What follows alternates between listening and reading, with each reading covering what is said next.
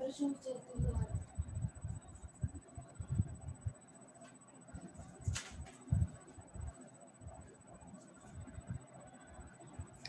Good morning to all of you. दोस्तों, अब तक हमारी जो कहानियाँ हैं लगभग हम 3 पाठों को कंप्लीट कर चुके हैं और स्वाभाविक सी बात है आपने तीनों कहानियों को भी बहुत अच्छे से देखा होगा। लेकिन अधिकतर जो जिन बच्चों को बहुत अच्छी लगी उन कहानियों में सदगति कहानी है। 3 कहानियाँ हमारी लगभग हो चुकी हैं। स्वाभाविक तौर पर आप सभी लोगों ने उन तीनों कहानियों को बहुत अच्छे से पढ़ा है, लिखा है, समझा है। और पहली जो कहानी है सदगति कहानी, और उसे लिखा हुआ है प्रेमचंद जी ने। तो उसी कहानी पर हमने आज का आपका जो असाइनमेंट है वह तैयार किया हुआ है।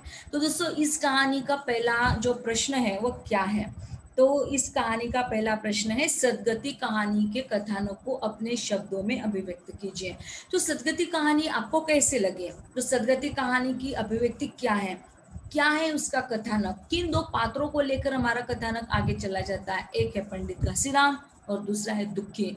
पहला पात्र दुखी जो है यह अत्यंत महत्वपूर्ण है, क्योंकि दुखी के माध्यम से, दुखी के द्वारा ही कथानक के इर्द गिर्द घूमने वाला यह जो पात्र है अत्यंत महत्वपूर्ण रूप से पाया जाता है। दोस्तों, तो सदगति कहानी स्टार्ट कहाँ से होती है? जिस प्रकार से झुरिया कार्य कर रही है और झुरिया के साथ साथ हमारा दुखी भी कार्य करता है, तो कहानी का कथानक आपको वहां से शुरू किया जाता है। आपको फिर से एक बार याद दिला दे कि इस कहानी का आपको पूरा पीडीएफ डाल चुके हैं। कहानी का लाइन बाय लाइन कथन अध्ययन अध्यापन आप लोगों का हुआ है। आपका डाउट सेशन इस पर हुआ है, इसके वीडियो डाल चुके हैं। और उसके उपरांत आपको कल दोपहर को शायद कल दोपहर की इसको प्रिंट आउट भी आपके गूगल क्लासरूम पर हमने डाली है। मतलब इसकी जो जेरोक्स है कथा संचयन की, तो कथा संचयन में सदगति कहानी की आपको पूरी की पूरी पीडीएफ डाल चुके हैं। तो निश्चित ही तौर पर आप सभी ने उन प्रश्नों को देखा होगा, प्रश्नों के साथ साथ उस पीडीएफ फाइल को भी देखा होगा। और पीडीएफ फाइल के साथ साथ यदि हम बात करें, पूरा रॉ मटेरियल जो है, पूरी सामग्री आप लोगों तक पहुंचाई है, या यूं कहिएगा कि आप लोगों तक अब भोजन परोस दिया है बेटा। अब भोजन यदि परोस दिया है तो खाना तो आप ही को खाना होगा। खाना खिलवाने का कार्य तो हम नहीं करेंगे, खाना तो परोस दिया, अब आपको प्रयास करना पड़ेगा खाना खाने का और साथ में उसे डाइजेस्ट करने का भी है। तो खाना परोस दिया है, खाना खा लीजिए। और लेक्चर्स के बाद तुरंत ही, जैसे ही आपको पता चलता है कि ये असाइनमेंट आपको कंप्लीट करना है, तो इस लेक्चर्स के तुरंत पश्चात आप लोग गूगल क्लासरूम पर जाइएगा। यदि कल तक नहीं गए हैं, अभी तक भी नहीं गए हैं, तो आप सभी लोग गूगल क्लासरूम पर जाइए। वहाँ पर हमने पूरा पीडीएफ डाला हुआ है। पहला प्रश्न यदि आप लोगों ने देखा नहीं है तो हम फिर से एक बार बताते हैं कि उस प्रश्न को कौन सा प्रश्न है और कहानी कौन सी है। सदगति कहानी के बारे में हमने प्रश्न तैयार किया है। सदगति कहानी के कथानक को अपने शब्दों में अभिव्यक्त कीजिए, यह पहला प्रश्न है। अब उस प्रश्न को कैसे लिखना है, जैसे आपका लेक्चर हुआ है और लेक्चर के दरम्यान हमने सारांश तौर पर जो बातें कही, और वीडियो नहीं बनता है, आपने यदि वीडियो को भी नहीं देखा हुआ है, तो जो आपको गूगल क्लासरूम पर हमने जो पीडीएफ सेंड कर दी है कल दोपहर में, उसे आप सभी लोगों को देखना है, बहुत अच्छे से पढ़ना है। पढ़ने के पश्चात आपके सुपर कंप्यूटर में उसे उतारना है और उतारने के पश्चात लेखनी के माध्यम से उसे निश्रुत करना है और लिखकर छोड़ नहीं देना है, बल्कि उसे आपके इस मोबाइल के माध्यम से स्कैन करके पीडीएफ करने के पश्चात गूगल क्लासरूम पे डालना है। यह वीडियो हमने इसलिए बनाया है दोस्तों, ताकि आपके आने वाले अगले असाइनमेंट में आपको ऐसा ही कार्य करना है। अब एक विषय का हो गया, वैसे दूसरे विषय के लोग बताएंगे, तीसरे विषय के लोग बताएंगे। अब देखिए, जैसे आपको यह एक राइटिंग के तौर पर असाइनमेंट दिया, ठीक वैसे ही आपको गूगल फॉर्म के माध्यम से एक एग्जाम देनी है। अब उसमें क्या होगा, उसमें बहुविकल्पीय प्रश्न रहेंगे।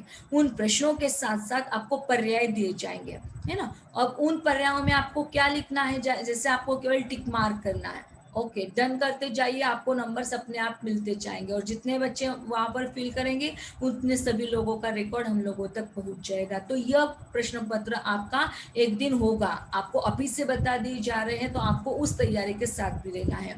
तो आज की ये जो आपकी एक सरप्राइज टेस्ट लेना चाहते हैं और उस सरप्राइज टेस्ट के माध्यम से आप सभी लोग उस सरप्राइज टेस्ट में खरे उतरेंगे, क्योंकि आप लोगों ने बहुत अच्छे से क्लासरूम को ज्वाइन किया है और क्लासरूम को ही ज्वाइन नहीं किया बल्कि हर एक एक्टिविटी में आप बहुत अच्छी सहभागिता रखते हो।